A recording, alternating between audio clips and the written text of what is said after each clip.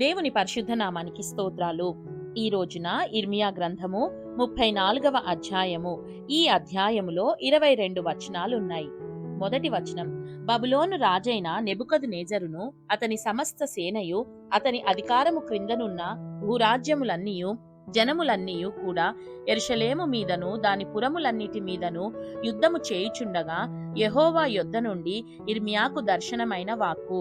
రెండవ వచనం, ఇశ్రాయేలు దేవుడగు యెహోవా ఈలాగు ఆజ్ఞ ఇచ్చుచున్నాడు, నీవు వెళ్లి యూదా రాజైన సిద్కియాతో ఈలాగు చెప్పుము, యెహోవా సెలవిచ్చినదేమనగా, నేను ఈ పట్టణమును బబులోను రాజు చేతికి అప్పగించుచున్నాను, అతడు మంట పెట్టి దాని కాల్చివేయును.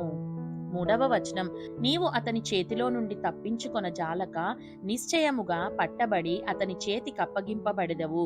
బబులోను రాజును నీవు కన్నులారా చూచెదవు, అతడు నీతో ముఖాముఖిగా మాటలాడును, నీవు బబులోనునకు పోవుదువు. నాలుగవ వచనం, యూదా రాజవైన సిద్కియా, యెహోవా మాట వినుము, నిన్ను గూర్చి యెహోవా ఇలాగు సెలవిచ్చుచున్నాడు, నీవు ఖడ్గము వలన మృతి పొందక నెమ్మదిగానే మృతి పొందెదవు.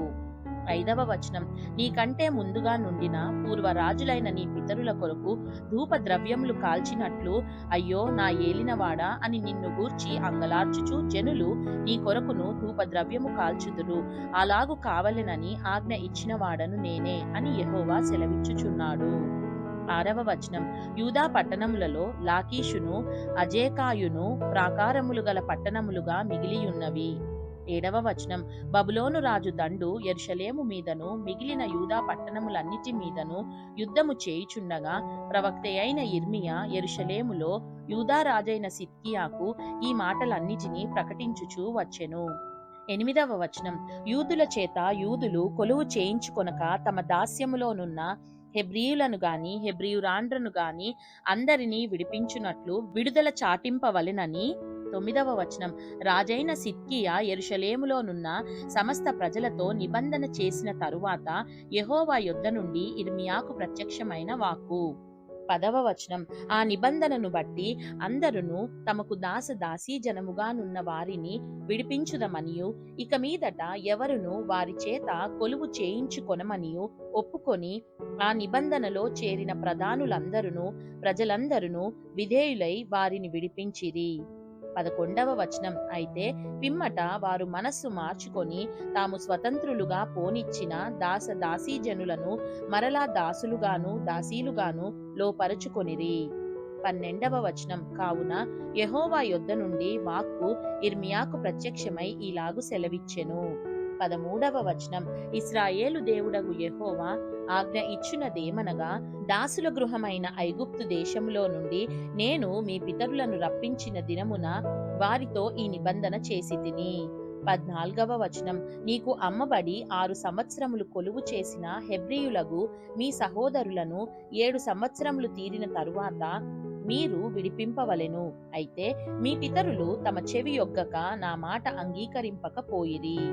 15వ వచనం, మీరైతే ఇప్పుడు మనస్సు మార్చుకొని ఒక్కొక్కడు తన పొరుగువానికి విడుదల చాటింతమని చెప్పి నా పేరు పెట్టబడిన ఈ మందిరమందు నా సన్నిధిని నిబంధన చేసితిరి, నా దృష్టికి యుక్తమైనది చేసితిరి. 16వ వచనం, పిమ్మట మీరు మనస్సు మార్చుకొని నా నామమును అపవిత్రపరిచితిరి, వారి ఇచ్ఛానుసారముగా తిరుగునట్లు వారిని స్వతంత్రులుగా పోనిచ్చిన తరువాత అందరును తమ దాసీలను మరలా పట్టుకొని తమకు దాసులుగాను దాసీలుగాను ఉండుటకై వారిని లోపరుచుకొంటిరి. 17వ వచనం, కాబట్టి యెహోవా ఈలాగు సెలవిచ్చుచున్నాడు, ఒక్కొక్కడు తన సహోదరులకును తన పొరుగు వారికిని విడుదల ప్రకటింపవలెనని నేను చెప్పిన మాట మీరు వినకపోతిరే, ఆలోచించుడి, విడుదల కావలెనని నేనే చాటించుచున్నాను, అది ఖడ్గ క్షామ సంకటముల పాలగుటకైన విడుదలయే, భూరాజ్యములన్నిటిలోనూ ఇటు అటు చెదరగొట్టుటకు మిమ్మునప్పగించుచున్నాను. 18వ వచనం, మరియు నా సన్నిధిని తాము చేసిన నిబంధన మాటలు నెరవేర్చక దానిని అతిక్రమించు వారిని తాము 2 భాగములుగా కోసి వాటి మధ్య నడిచిన దూడతో సమానులుగా చేయుచున్నాను. 19వ వచనం అనగా యూదా అధిపతులను, యెరూషలేము అధిపతులను, రాజపరివారములోని వారిని, యాజకులను, దేశ జనులనందరినీ, ఆ దూడ యొక్క 2 భాగముల మధ్య నడిచిన వారినందరినీ ఆ దూడతో సమానులుగా చేయుచున్నాను. 20వ వచనం వారి శత్రువుల చేతికిని, వారి ప్రాణము తీయజూచు వారి చేతికిని వారినప్పగించుచున్నాను. వారి కళేబరములు ఆకాశ పక్షులకును, భూమృగములకును ఆహారముగా నుండును. 21వ వచనం యూదారాజైన సిద్కియాను, అతని అధిపతులను వారి శత్రువుల చేతికిని, వారి ప్రాణము తీయజూచు వారి చేతికిని, మీ యొద్ద నుండి వెళ్ళిపోయిన బబులోను రాజు దండు చేతికిని అప్పగించుచున్నాను.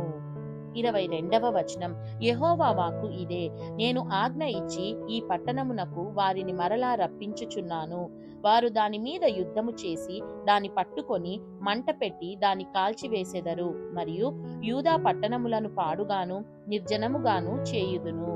దేవుడు చదవబడిన పరిశుద్ధ వాక్యాన్ని మనందరి వినికిడిలో దీవించి మనల్ని ఆశీర్వదించునుగాక. ఆమేన్.